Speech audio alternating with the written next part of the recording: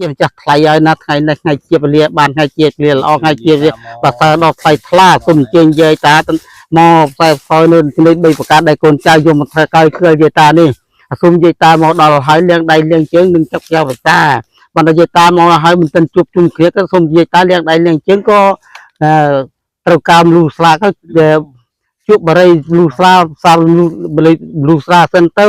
កណ្ដោគ្នាត្រឹមតែគ្នាមកដល់ចាស់ជារៀខ្លះដើរចោចគង់បត់គង់មកនោះរំមកដល់នោះឲ្យយាយតាមកបានជួបជុំគ្នាហ៎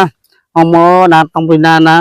ទីរុំពរៀមពីមតលីណាទៅចង់ឈើលើព្រៃចង់ឈើលើស្មៅណាព្រាកលងដងអូព្រាកលងដងព្រៃដើរនៅតាមព្រៃវើតាវើព្រៃអីណានោះជើងក្នុងក្រុមថ្មលោះថ្មក៏ឲ្យថ្មមកទាំងអស់គ្នាមកជួបជុំមកណែប្រកូនចៅក៏បានទីកម្មមកហៅយាយតានេះមកជួបជុំមកឲ្យយាយតាមកផ្សារអូយលើគេមកជុំច្រើនណាមកពាក់កណ្ដាលហើយនៅតាមួយទៀតក៏ទៅនិយាយដឹកណាឲ្យគាត់មកអស់សិនមក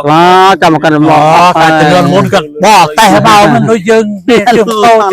ផ្លេថោណាគាត់បោះតែយូរទៅចឹងណានៅចិត្តលឿននៅឆ្ងាយក៏យូរអើបោះតែមកអូផ្លូវចឹងបងចៅរៀបរំអស់ទៅណារៀបអស់តែយាយតាមកឲ្យគោរៀងដៃរៀងជើងចាប់គេយ៉ាភាសាដូចលូស្រាទៅទៅ